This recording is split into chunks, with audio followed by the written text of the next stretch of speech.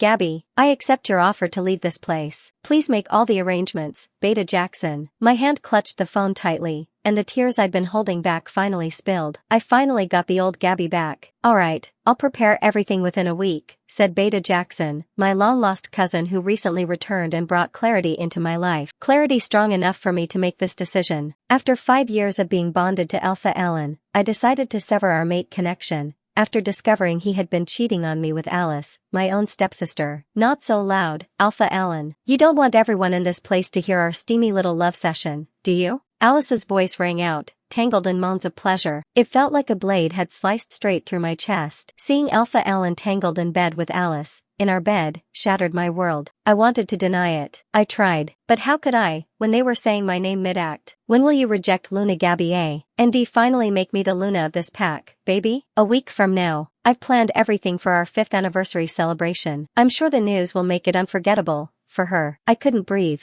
I collapsed onto the floor as I watched them, tangled in sweat and sin. Don't let him break us, Gabby. Eve, my wolf, whispered, her voice barely audible in the chaos of my mind. I forced myself to stand. My face soaked in tears, I walked the hall to Elder Roland's quarters. I would ask him to break our mate bond. I wouldn't let Alan and Alice destroy me like this. They had no right. I didn't care about the Luna title anymore. All I wanted was to rip this pain from my chest and disappear. In 1 week, Beta Jackson would take me away from here, for good. I would vanish, not just from Alpha Alan's life, but from this pack that had given me nothing but its cruelest memories. And then, the day finally came. You look stunning tonight, darling, Alpha Alan said as he approached me. Happy anniversary. He pulled something from his suit pocket and handed it to me, a small gift box. Inside it was an emerald ring, supposedly passed down from the pack's second Luna. A gift I had dreamed of for so long. I had been preparing all day for our 5-year anniversary. I'd already imagined the diamond ring I'd glimpsed in his jacket the night before,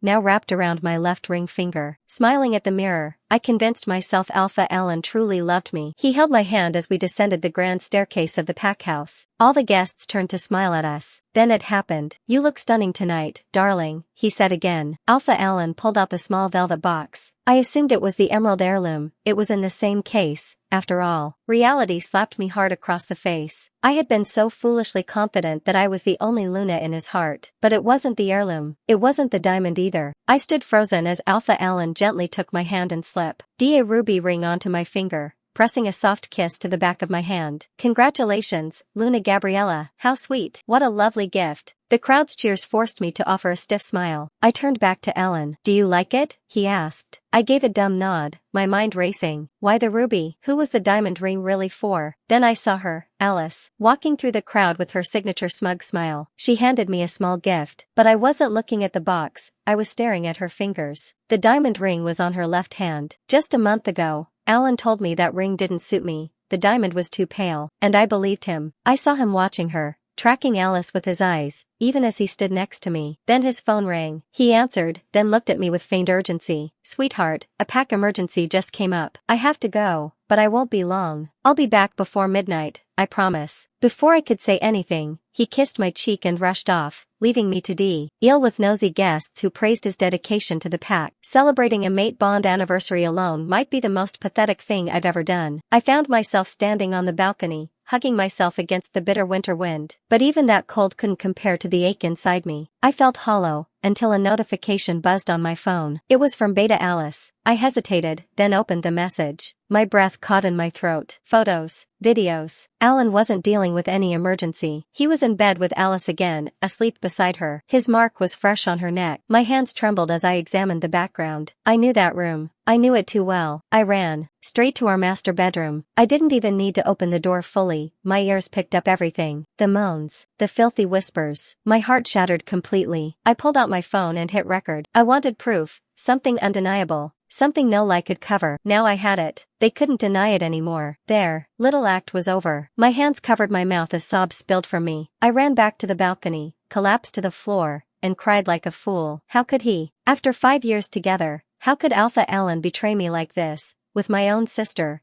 in our home, for moon goddess knows how long? They were monsters. My entire body shook. I couldn't even hold on to my phone properly. My tears kept flowing, and I wiped my cheeks in frustration. No more. I wasn't going to be the foolish girl clinging to the title of Luna anymore. Screw the council. Screw the title. The truth was, I was never the Luna in his heart. And now, I was going to Elder Roland, to return that cursed title and leave this pack behind. Forever. Gabby. The next morning, I heard familiar laughter coming from the kitchen. The sound of Alice and Alan cooking and laughing together made my skin crawl. Even after I stood silently in the doorway for several minutes, they didn't notice me. Their behavior was so natural, like a coup. Lou who'd done this 100 times before. I felt sick watching Alan feed Alice a piece of raw, still bloody meat, like two teenagers madly in love. I sighed, memories of last night crashing back, the sharp contrast between then and now twisted in my chest. Alice turned around, casually setting down the meat in her hand. Blood dripped from her long fingernails, but I kept my expression blank, refusing to let her get under my skin. "Oh, Luna Gabby," Alice said sweetly. "I made breakfast for Alpha Alan. You should try it too." She glanced at Alan with a coy smile. When I stopped by to drop off those important documents, he mentioned he was starving. "I just wanted to help out with your responsibilities. You don't mind, do you?" Beta Alice looked back at me with a faint, knowing smirk. "I also made him a fresh vegetable salad. He absolutely loves my salads," she added, as if marking her territory. Her behavior made me nauseous. She acted like she owned the place, like I was the guest and